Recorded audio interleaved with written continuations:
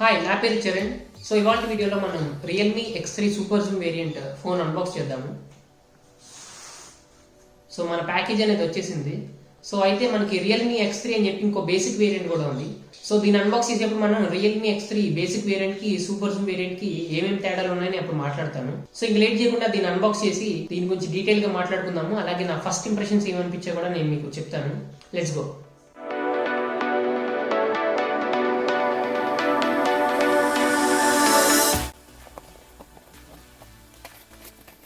So ఇది మన box. ఇక్కడ చూడండి, సూపర్ జూమ్ వేరియంట్ ఇక్కడ మెన్షన్ చేశారు. సో రియల్మీ X3 ఇక్కడ స్పెసిఫికేషన్స్ కొన్ని మెన్షన్ చేశారు. స్పెసిఫికేషన్స్ మళ్ళీ మనం మాట్లాడుకుందాం. సో ఇక్కడ క్విక్గా ఏమి ఇచ్చారంటే మనకి Snapdragon 855 processor, 120Hz display, 32+8 megapixel selfie cameras అవి. సో వెనకాల మెయిన్ కెమెరా వచ్చేసి 64 megapixel AI quad camera setup వస్తుంది with 60x super zoom. So ఈ 60 టైమ్స్ సూపర్ జూమ్ ఏదైతే ఉందో అదే వాళ్ళు సెల్లింగ్ పాయింట్ కింద పెట్టుకున్నారు ఈ ఫోన్కి. సో ఇప్పుడైతే దీన్ని ఓపెన్ చేద్దాం.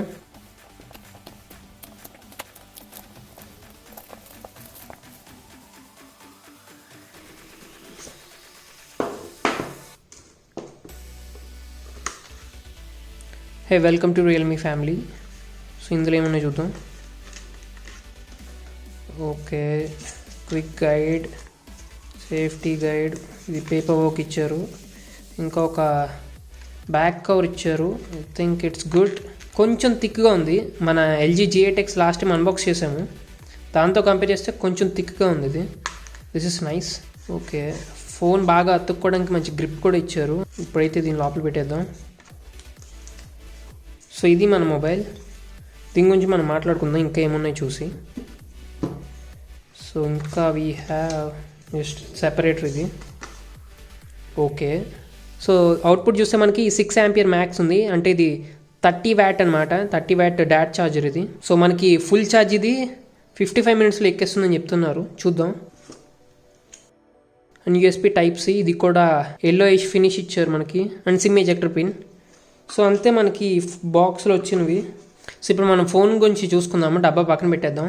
సో మనం గమనిస్తే బాక్స్లో ఇప్పటికైతే మనకి ఇయర్ ప్లగ్స్ అనేవి ఇవ్వలేదు. సో బడ్జెట్ కట్స్ ఎక్కడెక్కడ చేయాలో కరెక్ట్గా అక్కడక్కడ చేసుకుంటూ వెళ్ళారనమాట రియల్మీ వాళ్ళు. సో ఫోన్ ఆన్ చేసే ముందు దీని బిల్డ్ క్వాలిటీ చూద్దాం. చాలా బాగుంది, హ్యాండీగా ఉంది, బట్ కొంచెం హెవీగా ఉంది. సో బ్యాక్ సైడ్ చూస్తే మనకి ఇది ఆర్టిక్ వైట్ వెర్షన్. సో ఇంకో వెర్షన్ కూడా ఉంది గ్రీన్ కలర్ది, అది నాకు అంత నచ్చలేదు. సో యాక్చువల్లీ బడ్జెట్లో వస్తుంది. నేను ఇంకా గ్లాసీ ఫినిష్ ఉంది చూసారా. సో దీనివల్ల ఇది ప్లాస్టిక్ అనుకున్నా, కానీ గ్లాస్ ఇచ్చాడు. సో ఈ బడ్జెట్లో మనకి ఇంకా కొంచెం దీనికన్నా ఎక్కువ ప్రైస్లోనే OnePlus Nord ఉంది.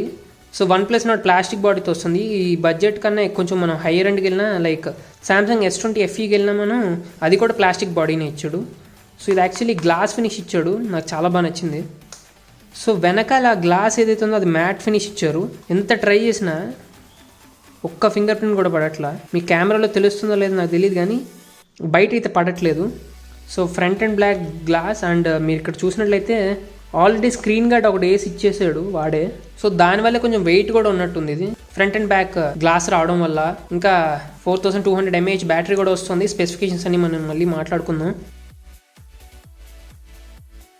సో ఇప్పుడు దీని పోర్ట్స్ అండ్ బటన్స్ చూసుకుందాం. సో ఫస్ట్ ఇట్ సైడ్ చూసుకుంటే పవర్ ఆన్ ఆఫ్ బటన్ ఉంది. దీంట్లోనే ఇన్బిల్ట్ ఫింగర్ ప్రింట్ సెన్సార్ కూడా ఉంటుంది మనకి. సో కింద చూసుకుంటే ఇక్కడ సిమ్ ఎజెక్టర్ ఇచ్చాడు. ఇది మైక్, ఇంకా USB Type-C పోర్ట్ ఇది, ఇంకా స్పీకర్. సో ఇట్ సైడ్ చూసుకుంటే మనకి వాల్యూమ్ రాకర్స్ ఇచ్చారు, పవర్ అప్, పవర్ డౌన్. ఇంకా పైన సెకండరీ మైక్ ఉంది నాయిస్ క్యాన్సిలేషన్ కి. ఇది ఫ్రంట్ డ్యూయల్ కెమెరా సెటప్, వెనకాల క్వాడ్ కెమెరా సెటప్. కెమెరాస్ గురించి మళ్ళీ మాట్లాడుకుందాం మనం.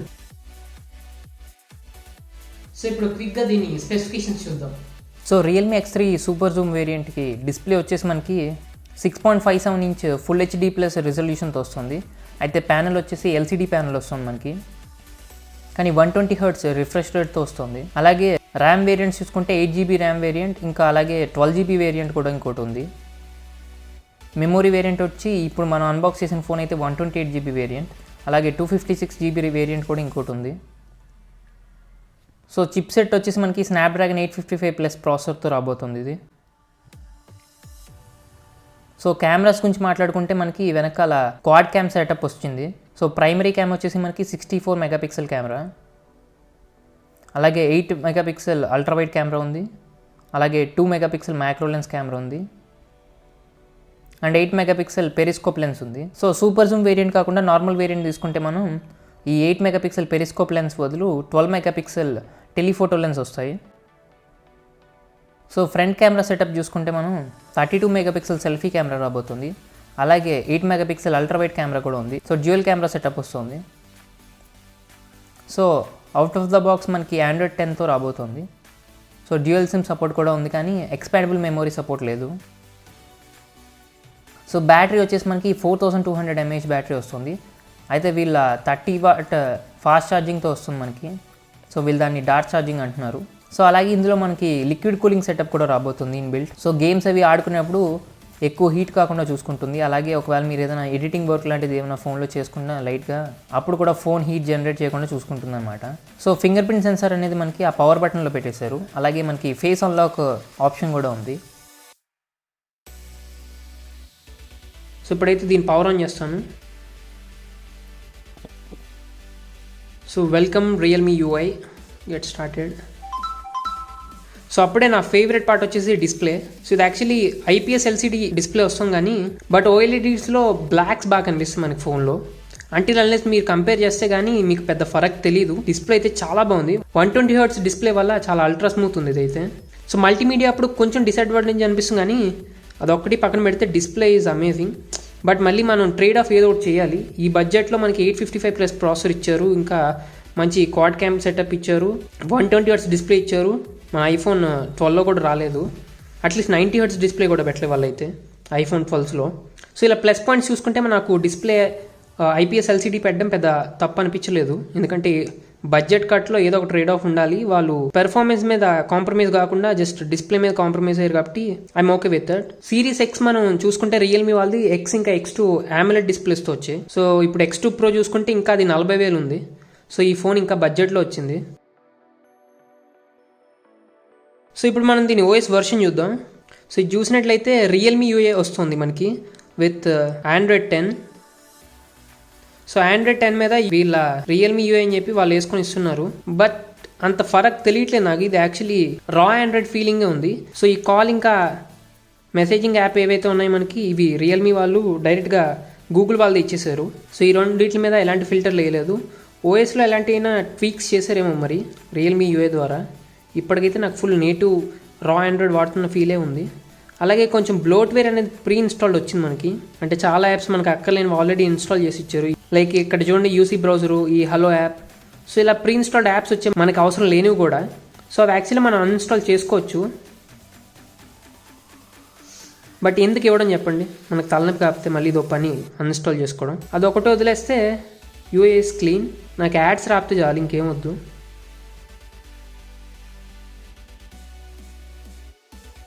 సో పర్ఫార్మెన్స్ చూసుకుంటే బీభత్సంగా ఉంది పర్ఫార్మెన్స్. ఇది ఎక్కడ తగ్గలేదు, అల్ట్రా ఫాస్ట్ ఉంది.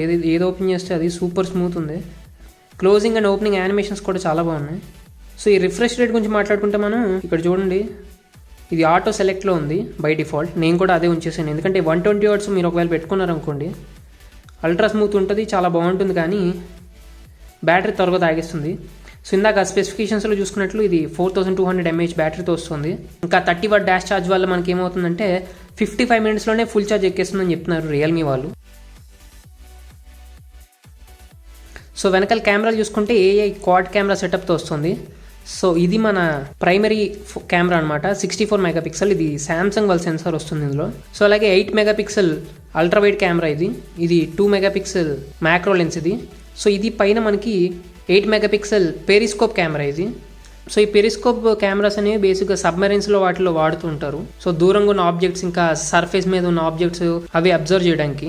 సో దీని ద్వారానే మనకి 60 times జూమ్ అనేది రాబోతుంది. అయితే అది 60 times జూమ్ ఏదైతే ఉందో మనకి అది డిజిటల్ జూమ్. దాని శాంపిల్స్ మనం కొంతసేపట్లో చూద్దాం. ఆప్టికల్ జూమ్ చూసుకుంటే 10 times ఆప్టికల్ జూమ్ ఇస్తున్నారు. సో ఫ్రంట్ వచ్చేసి మనకి డ్యూయల్ కెమెరా సెటప్ వస్తుంది. సో ఒకటి 32 మెగాపిక్సెల్ కెమెరా, అది సోనీ సెన్సార్ అది. ఇంకోటి 8 మెగాపిక్సెల్ అల్ట్రా వైడ్ కెమెరా ఇచ్చారు.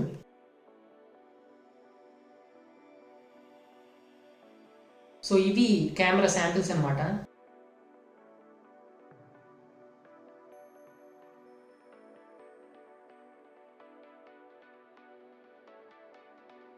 సో 60x జూమ్ ట్రై చేయడానికి నేను సెల్ టవర్ షూట్ చేయడానికి ట్రై చేశాను. సో 10x జూమ్ వరకు కొంచెం బాగానే ఉంది. దాని తర్వాత 60x జూమ్ ఫుల్ జూమ్ పెట్టాక కెమెరా అనేది పెరిస్కోప్ లెన్స్ అనేది చాలా అన్స్టేబుల్లోకి వెళ్ళిపోయింది.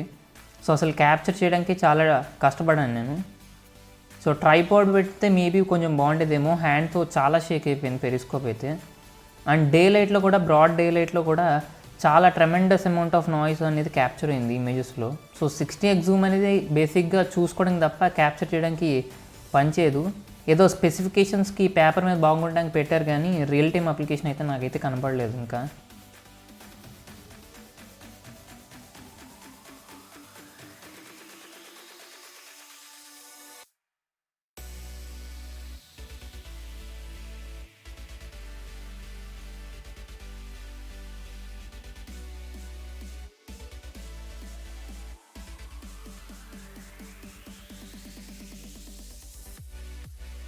సో ఈ ఫ్రంట్ కెమెరా ఈ డ్యూయల్ పంచ్ హోల్ మనకు అలవాటు చేసుకోవాలి. ఎందుకంటే మల్టీమీడియా యూస్ చేసేటప్పుడు, ఫర్ ఎగ్జాంపుల్ యూట్యూబ్లో ఏదైనా వీడియో చూసేటప్పుడు ఇది కొంచెం అనాయింగ్ అనిపిస్తుంది, కానీ అలవాటు అయిపోతుంది, పెద్ద పని కాదు అది.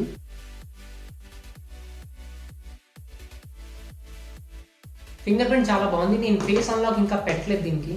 సో ఫేస్ అన్లాక్ నాకు ఎందుకు ఐఫోన్ తప్ప ఏది సెక్యూర్ కాదనిపిస్తుంది. సో నేను ఫింగర్ ప్రింటే వాడతాను మోస్ట్లీ. సో ఓవరాల్గా ఫోన్ చాలా బాగుంది. నాకు ఈ లాక్ చేసినప్పుడల్లా ఈ లాక్ స్క్రీన్ వాల్ పేపర్ అయితే మారుతుందో అది చాలా బాగా నచ్చింది. సో రియల్మీ యూఏలో ఈ ట్రీక్స్ అవి కొంచెం ఇప్పుడిప్పుడే కనిపిస్తున్నాయి. సో వెనకాల మటుకు చాలా బాగుంది. కలర్స్ అది ఏవైతే ఉన్నాయో అవి వైట్ అని తెలియట్లేదు, యాక్చువల్లీ పర్పుల్ వస్తుంది, బ్లూ వస్తుంది. సో ఎక్కువ కలర్స్ తెలియకుండా చాలా సటిల్ చేంజ్ అవుతుంది, చూసారా, చాలా బాగుంది నాకు.